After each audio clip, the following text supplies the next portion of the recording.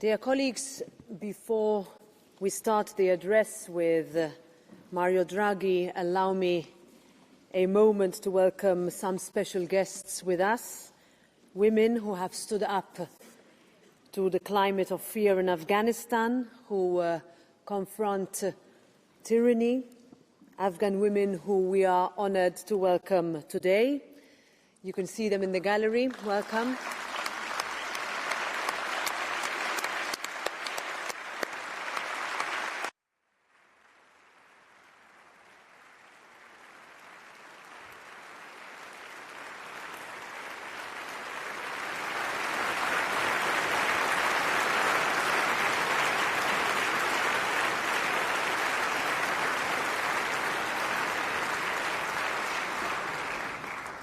These women with us are former members of parliament and senators. They are diplomats, doctors, athletes and activists. Some have been jailed, others have been tortured. Their backgrounds and experience are diverse, but their commitment to fighting for equality unites them. And these voices, like yours, will not be silent. Your struggle will not be ignored. And as you have just seen from the reaction of the members of parliament, this House is your friend and your ally, and we will continue to stand with you in solidarity. Now, dear colleagues, with us today we have former Prime Minister of Italy and President of the European Central Bank, Mr. Mario Draghi, in order to present his report to us on the future of European competitiveness. Mr. Draghi, caro Mario, welcome to the European Parliament. This is not the first time that you come here, but this is the first time in your current capacity, so we're very much happy and welcome you to be here. As we embark on a new term, your report comes at a crucial time in our discussions. We need to turn the electoral messages our voters sent to us into a political programme, one that is serious, one that is deliverable and implementable. Now, for it to be serious, it must help our industries in their digital and green transformation, incorporating every sector to enable faster economic growth, quality jobs, and a strong industrial base capable of competing globally.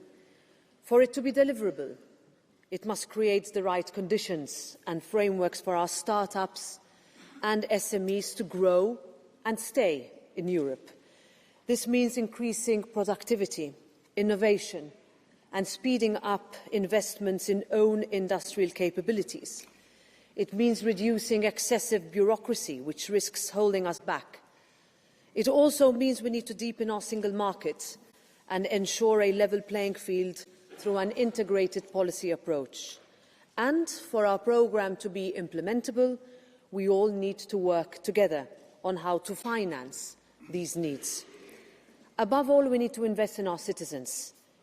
In order to face the challenges of the digital age and fully benefit from the green transition, we need to equip ourselves with the necessary skills. By focusing on education, we will place citizens at the centre of our policies.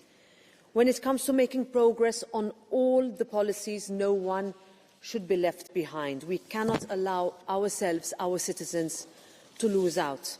So, Mr. Draghi, the European Parliament is eager to listen to your proposals on how we can bring Europe a little bit closer to how our people want it to be, to make their lives easier, our shared space safer, and our Europe better, stronger and fairer for all Europeans.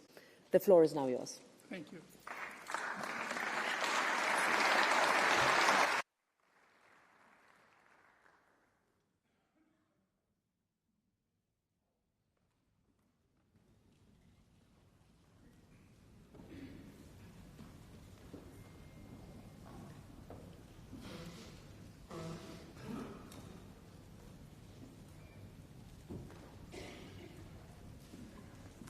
Well, it shows that it's a bit of time I haven't been here. Well, good afternoon to everybody. Madam President, dear honourable members of European Parliament, dear Executive Vice President of the European Commission, Let me start saying that I'm very honored to be invited to speak to you in this plenary today. And I would like to thank the President of the European Parliament, Roberta Metsola, for this invitation and for her continuous support of my work. Let me also thank the representatives of the political groups whom I had the pleasure to meet some weeks ago. Our exchange was wide-ranging, frank, fruitful, and especially contributed decisively to shape my thinking as I was finalizing the report. Last week, I presented this report on the future of Europe's competitiveness to the President of the European Commission. The starting point is that Europe is facing a world undergoing dramatic change. World trade is slowing, geopolitics is fracturing, and technological change is accelerating.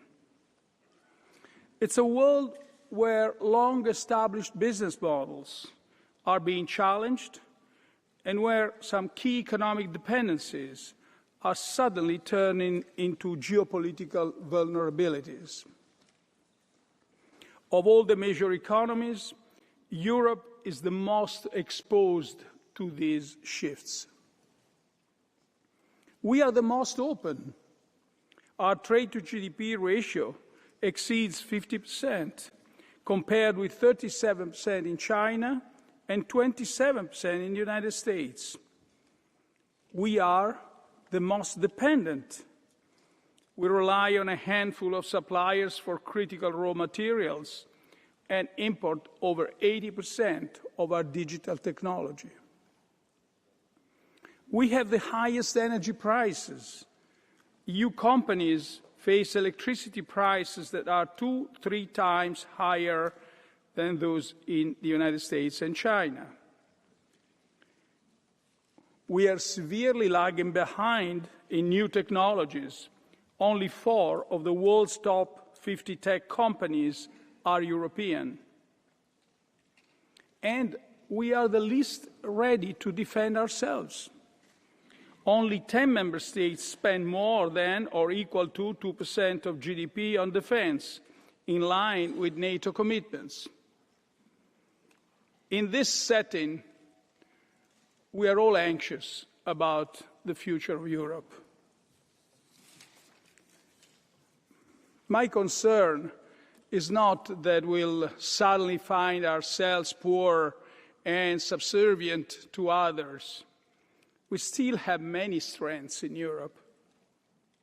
It is that over time, we will inexorably become less prosperous, less equal, less secure, and as a result, less free to choose our destiny. The European Union exists to ensure that Europe's fundamental values are always upheld: democracy, freedom, peace, equity, and prosperity in a sustainable environment. If Europe cannot any longer deliver these values for its people, it will have lost its reason for being. So this report is not only about competitiveness, actually it is about our future and the common commitment that we need to reclaim it. The challenges Europe faces are complex, and as such they present us with difficult choices, but they are choices we must confront. The purpose of this report is to lay out a strategy for Europe to change course, pinpointing the priorities we should focus on, explaining the trade-offs we face, and offering pragmatic solutions to resolve them. The report identifies 3 main areas for action. The first is aiming at closing the innovation gap with the United States and China. EU companies spent around 270 billion euros less on R&D than their US counterparts in 2021, largely because we have a static industrial structure dominated by the same companies and technologies as decades ago. The top 3 investors in R&D in Europe have been dominated by automotive companies for the last 20 years. It was the same thing in the United States in the early 2000s, with autos and pharma leading. But now the top 3 are all tech companies. The core problem in Europe is that new companies with new technologies are not rising in our economy. In fact, there is no EU company with a market capitalization over 100 billion euros that has been set up from scratch in the last 50 years. All 6 US companies with valuations above 1 trillion euros have been created in that period of time. This lack of dynamism doesn't reflect lack of ideas or lack of ambition. Europe is full of talented researchers and entrepreneurs. It is because innovation often lacks synergies and because we are failing to translate ideas into commercial success. Innovative companies that want to scale up in Europe are hindered at every stage by the lack of a single market and an integrated capital market, stopping the cycle of innovation in its tracks. As a result, many European entrepreneurs prefer to seek financing from United States venture capitalists and scale up in the US market. Between 2008 and 2021, close to 30% of the unicorns founded in Europe, that is to say, startups that went on to be valued over $1 billion, relocated their headquarters abroad. And these figures do not include the many young, talented Europeans who go to study in the United States and found their companies there. It's a huge loss for our economy in terms of jobs and brain drain. The innovation gap is at the root of Europe's low in productivity growth relative to the US. So we must bring innovation back to Europe. And the report proposes to do so through reforming the whole innovation ecosystem. It starts with establishing our universities and research institutions at the frontier of academic excellence and making it easier for researchers to commercialize their ideas. Only about 1/3 of the patented inventions registered by European universities are commercially exploited. The next step is encouraging innovation startups to scale up in Europe by removing regulatory hurdles. This is not about deregulation. It's about ensuring the right balance between caution and innovation, and ensuring that regulation is consistently applied within Europe. A key initiative we propose is the creation of a new EU-wide legal statute, the Innovative European Company. This status would immediately provide companies with a single digital identity valid throughout the EU, and it is foreseen that these companies could then have access to harmonized legislation. We also call for a profound review of how we spend public money on innovation in Europe. If spent wisely, public funds can be a powerful tool to launch breakthrough technologies. These technologies are often too risky or require too much financing for the private sector to undertake alone, especially in an environment like ours is, where scaling up is typically difficult.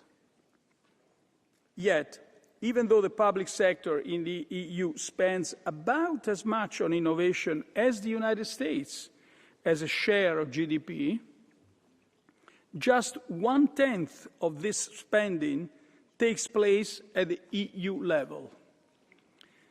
The report calls for EU spending on innovation to be expanded and refocused on a smaller number of commonly agreed priorities, with a larger allocation for disruptive innovation. In other words, increase the intensity of financing. The success of these measures will in turn depend on integrating the single market and Europe's capital markets, so that private investment can be reoriented towards high-tech sectors and the industrial structure can evolve. Finally, a critical issue for Europe will be integrating new technologies like artificial intelligence into our industrial sector. AI is improving incredibly fast, as the latest models released in the last few days show. We need to shift our orientation from trying to restrain this technology to understanding how to benefit from it. The cost of training frontier AI models is still high, which is a barrier for companies in Europe that don't have the backing of US big tech firms. But, on the other hand, the EU has a unique opportunity to lower the cost of AI deployment by making available its unique network of high-performance computers. The report recommends increasing the capacity of this network and expanding access to startups and industry. Many industrial applications of AI do not require the latest advances in generative AI, so it's well within our reach to accelerate AI uptake with a concerted effort to support companies. That said, the report recognizes that technological progress and social inclusion do not always go together. Major transitions are disruptive. Inclusion hinges on everyone having the skills they need to benefit from digitalization. So while we want to match the US on innovation, we must exceed the US on education and adult learning. We therefore propose a profound overhaul of Europe's approach to skills, focused on using data to understand where skill gaps lie and investing in education at every stage. For Europe to succeed, investment in technology and in people cannot substitute for each other. They must go hand in hand. The second area for action is a joint plan for decarbonization and competitiveness. If Europe's ambitious climate targets are matched by a coherent plan to achieve them, decarbonization will be an opportunity for Europe. But if we fail to coordinate our policies, there is a risk that it could run contrary to competitiveness and ultimately be delayed or even rejected. The first priority is to lower energy prices. Over time, decarbonization will help shift power generation towards secure, low-cost, clean energy sources. But without a European plan, it will take a long time before end users will see the full benefits. In 2022, at the peak of the energy crisis, natural gas was the price setter 63% of the time, despite making up only 20% share of the EU's electricity mix. So even if our renewable targets are met, that's what it says, this number, even if our renewable targets are met, fossil fuels will still set the energy prices for much of the time for at least the remainder of this decade. We must transfer the benefits of decarbonization faster to Europeans by making energy prices lower and less volatile in Europe. And the report puts forward several initiatives to achieve this goal. In parallel, we call for pressing ahead with clean energy installation in a technology-neutral way. This approach should include renewables, nuclear, hydrogen, bioenergy and carbon capture, utilization and storage. Increasing the pace of permitting and raising investment in grids will be key, the key, to unlock this potential. Otherwise, by 2040, we could lose up to 10 times more renewable energy generation than we lose today owing to grid constraints. From a European perspective, rapidly increasing the deployment of interconnectors should be the focus. Decarbonization is also an opportunity for the EU industry. The EU is a world leader in clean technologies like wind turbines, electrolyzers, and low-carbon fuels. We're also strong in green innovation. More than 1/5 of clean and sustainable technologies worldwide are developed here. Yet, it's not guaranteed we will seize this opportunity. Chinese competition is becoming acute, driven by a powerful combination of subsidies, innovation, and scale. By 2030 at the latest, China's annual manufacturing capacity for solar photovoltaic is expected to be double the level of global demand. And for battery cells, it is expected to at least cover the level of global demand. Europe faces a trade-off. Increasing reliance on China may offer the cheapest route to meeting our climate targets. But China's state-sponsored competition represents a threat to otherwise productive industries and to the promise that the green transition will bring, quote-unquote, good green jobs. We'll not be able to manage this challenge with black and white solutions. This is why the report proposes a differentiated approach according to sectors and technologies. There are some technologies, like solar panels, where foreign producers are too far ahead, and attempting to capture production in Europe will only set back decarbonization. Even if those countries are using subsidies, we should let foreign taxpayers finance cheaper installation of clean energy in Europe. There are other sectors, on the other hand, where we are open to using foreign technology and to increasing inward investment. There are still other sectors, like batteries, where we don't want to be fully dependent on foreign technology for strategic reasons. And so we need to keep the know-how in Europe. And that's key, determining strategic value should take place according to rigorous criteria which avoid protecting vested interests. Finally, there are the so-called infant industries where Europe has an innovative edge that we need to nurture until companies are ready to compete internationally. To be clear, this should not be read by anyone as a call for blanket protectionism. Our priority is to do everything possible to make all partners comply with the WTO rules, including those who presently do not.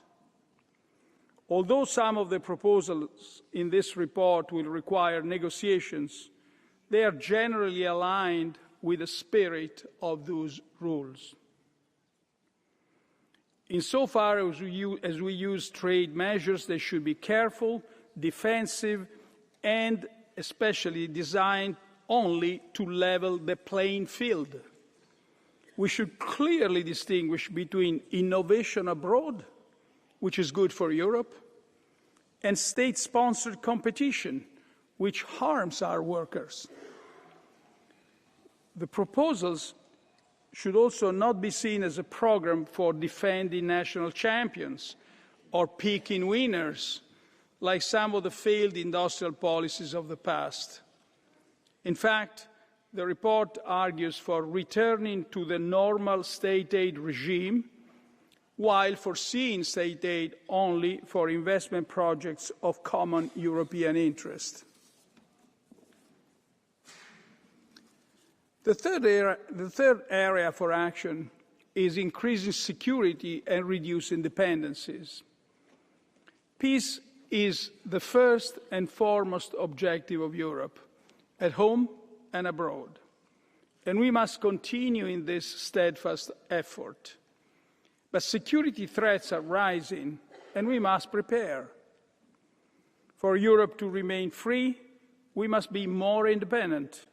We must have more secure supply chains for critical raw materials and technologies.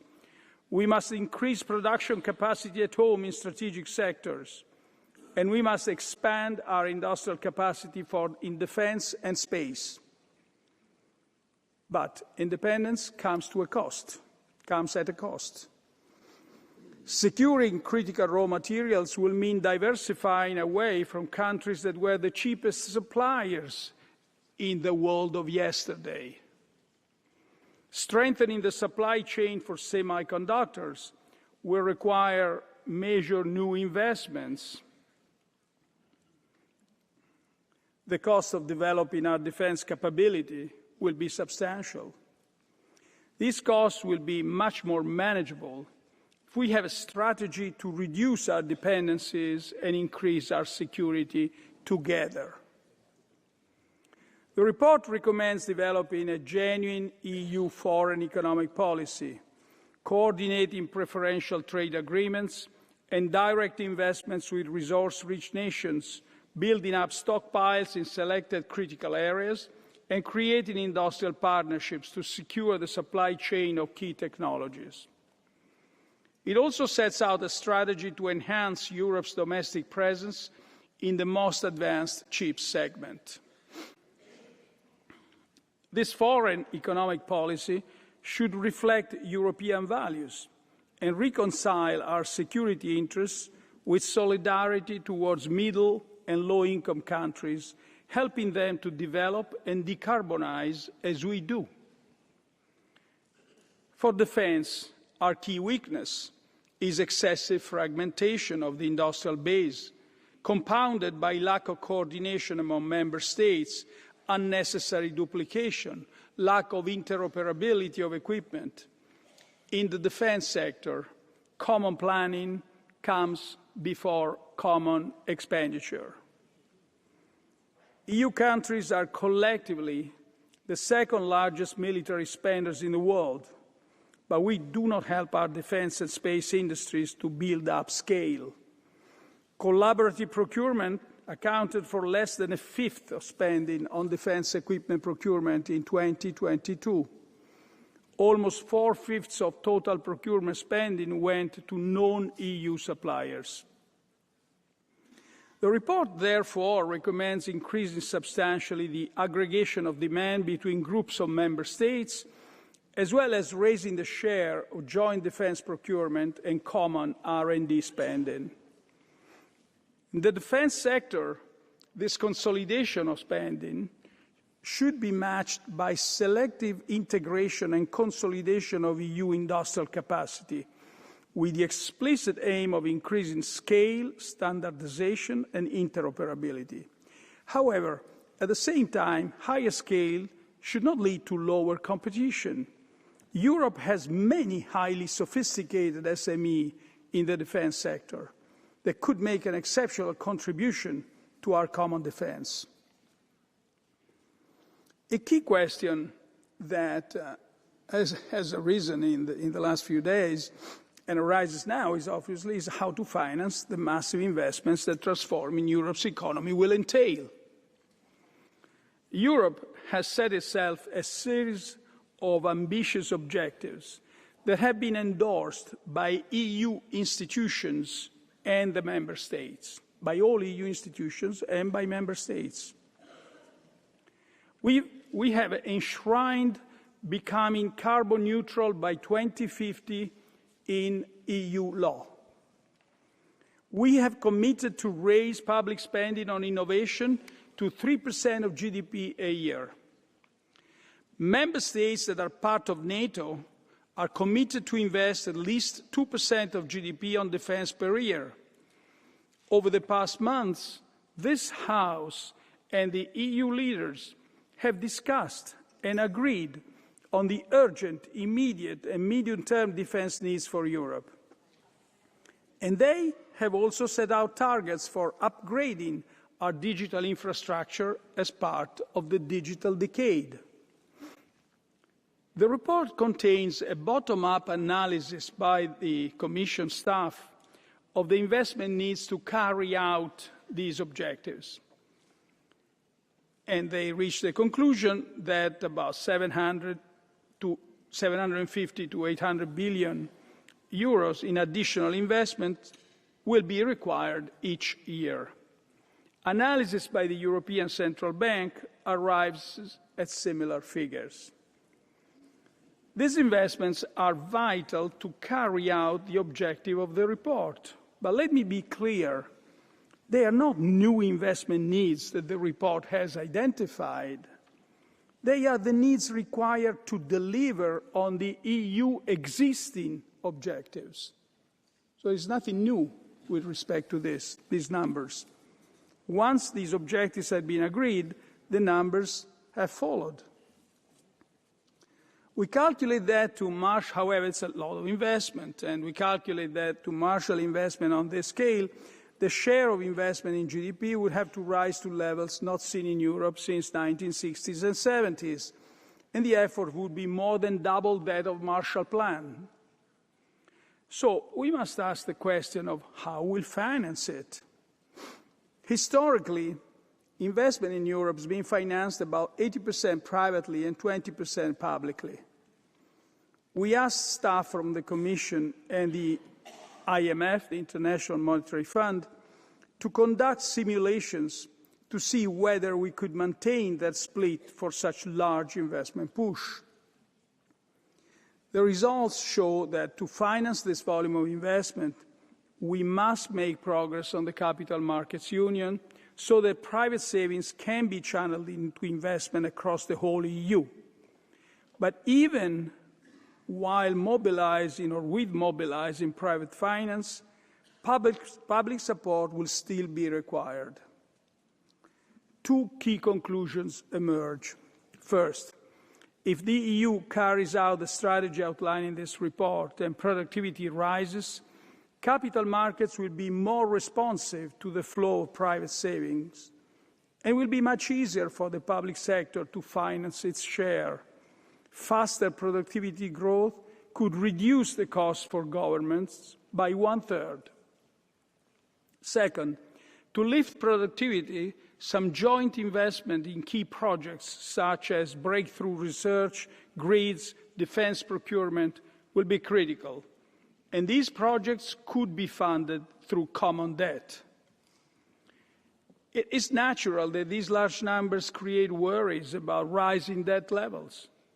It's also legitimate to be concerned about common debt issuance. But it's important to remember that this debt is not for general government spending or for subsidies. It is to carry out the objectives that are critical for our future competitiveness. And that, and I stress this, we have all already agreed upon to these objectives. So, if one objects to building a true single market, objects to capital market integration, and objects to debt issuance, one objects to what? To our EU objectives. This report has come out at a difficult time for our continent. On many key questions, we are divided about what to do. There is discontent in large parts of Europe about the direction in which we are heading, and there is considerable unease about the future.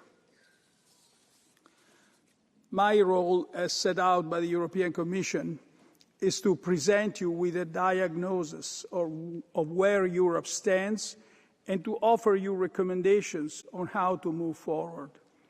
But it is for you, our elected representatives, to turn this agenda into actions. We will only overcome division in Europe if the will to change receives broad democratic backing. The choices we face are too important to be settled by technocratic solutions. Our elected institutions must be at the center of the debate on Europe's future and on the actions that will shape it. I trust that we can find consensus, if only because the alternatives look progressively bleaker. Europe faces a choice between paralysis, exit, or integration, as I observed some time ago.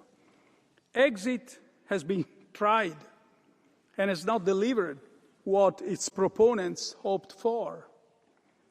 Paralysis is becoming untenable as we slide towards greater anxiety and insecurity. So integration is our only hope left. It is important that all of us understand that the size of the challenge we face far exceeds the size of our national economies. And we are facing a world where we risk losing not just peace, but also our freedom. In this world, it will only be through unity that we will be able to retain our strength and defend our values. Thank you. Thank you.